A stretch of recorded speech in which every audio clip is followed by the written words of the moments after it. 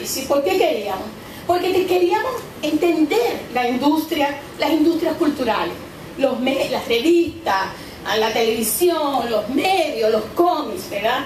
Y queríamos revelar cuáles eran los procesos autoritarios de la comunicación. Queríamos descubrir lo que nos regulaba en la comunicación y entender la dependencia cultural. Es decir, hacíamos un análisis en donde veíamos la comunicación como mercancía y queríamos ver todo su impacto sobre nosotros. Eso era la marca de los 70 en todo lo que tenía que ver con la comunicación, y donde personas como Matelar jugaban un papel fundamental en ese proceso de templamiento. En ese proceso no fuimos ajenas las mujeres. Estábamos despertando a finales de los 60, y este discurso, esta propuesta analítica de los comunicadores nos impactó grandemente, porque si alguien ha sido culturalmente colonizado, somos las mujeres. Si alguien sabe, si un grupo social sabe de autoritarismo, somos las mujeres. Entonces las mujeres también empezamos a hacer unas propuestas de ruptura, porque nosotros sabemos que el patriarcado es una cultura, una construcción cultural que es la que, podríamos decir, fundamenta las razones de la subordinación histórica de las mujeres. Entonces, las mujeres, desde muy tempranamente, los núcleos de mujeres en las universidades, en los primeros grupos feministas, hicimos bastante trabajo de análisis de contenido.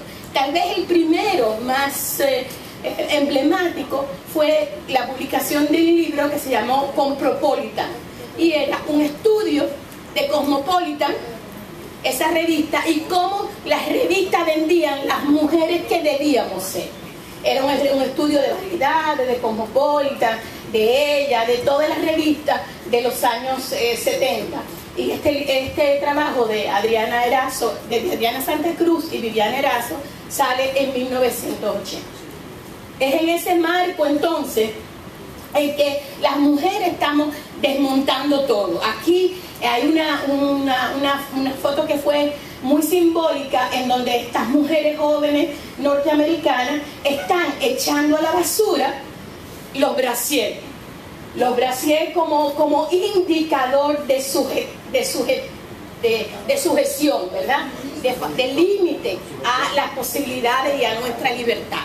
Eso era famoso, incluso llegó a ser tan estereotipado que la mayoría de los periodistas en los años 80, lo que le preguntaban cuando venía una estrella o alguien famoso era: ¿usted usa ropa interior? ¿Usted usa brasier? Esa es la moda, porque se suponía que, se distorsionó el impacto político y se convirtió en algo farandulero, ¿verdad? Y aquí vemos una marcha de mujeres, las mujeres cambiando el símbolo clásico de la izquierda, que había sido el puño, pero el puño también es un emblema fálico, ¿no? Es decir, es como presentar el valor del hombre, las mujeres abriendo el nuevo símbolo del poder de las mujeres, que es cambiando el falo por una vulva. ¿Vale? Entonces,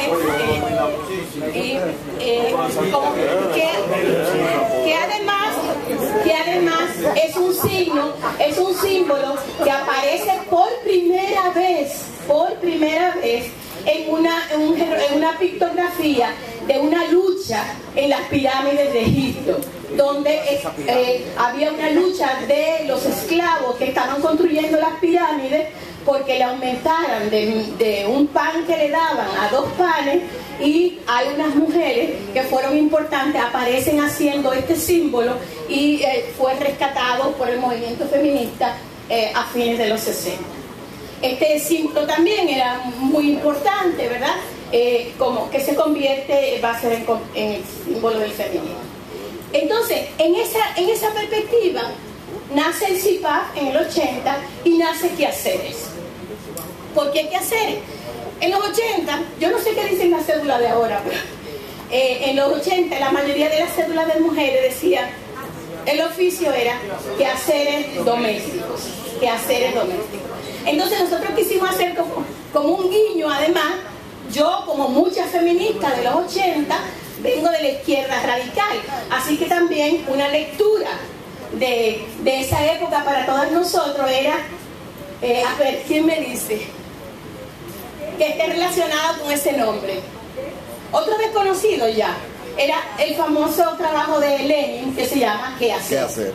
Entonces era un guiño también el nombre, no solamente de usar el término de quehaceres domésticos, que era la manera en que la mayoría de las mujeres en esa época se insertaban en la sociedad, sino también un guiño de izquierda usando el concepto quehacer. Pero básicamente para nosotros lo que queríamos era asumir el quehacer cotidiano de romper esa estructura que habíamos heredado, ¿verdad? De romper el muro de silencio. Las mujeres estamos invisibilizadas. Nosotros habíamos hecho en el año 81, uno de los primeros trabajos que nosotros hicimos fue, por ejemplo, un estudio sobre la presencia en los medios dominicanos de los casos de violencia sexual, específicamente de las violaciones. Nosotros estudiamos 5 años de la prensa en 1975 a 1980 y lo comparamos con 5 años de las denuncias por violación presentadas en la Policía Nacional. Y oh sorpresa, nuestros medios apenas recogían un 13% de las denuncias hechas a la Policía Nacional.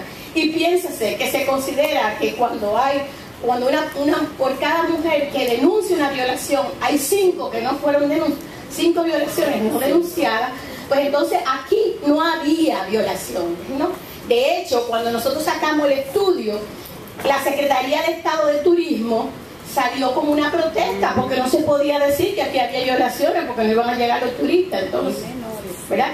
Y solamente se reportaban en aquella época cuando las violaciones eran de menores y generalmente cuando había una muerte incluida. Si violaban a una vieja, eso a lo mejor decían que había que darle un premio a la vieja o algo. O sea que le habían hecho el favor. Era como un poco el ambiente cotidiano. Ante ese muro de silencio, esa invisibilidad, surgimos nosotros como un medio que, si bien se leía alternativo, nunca quiso ser popular y marginal. Yo creo que esa es una de las características que nos diferenciaban de muchos de los otros órganos que surgieron y que perecieron en el camino, ¿no? Era la moda de la educación popular, estaba Pablo Freire, se hablaba mucho de las publicaciones alternativas y se hacían muchas cosas populares, pero casi siempre con muñequitos grotescos, muy simplistas, y nosotros siempre apostamos por un producto más cercano a un medio de comunicación, a una revista, a un medio con cierto contenido y por lo tanto con un público limitado.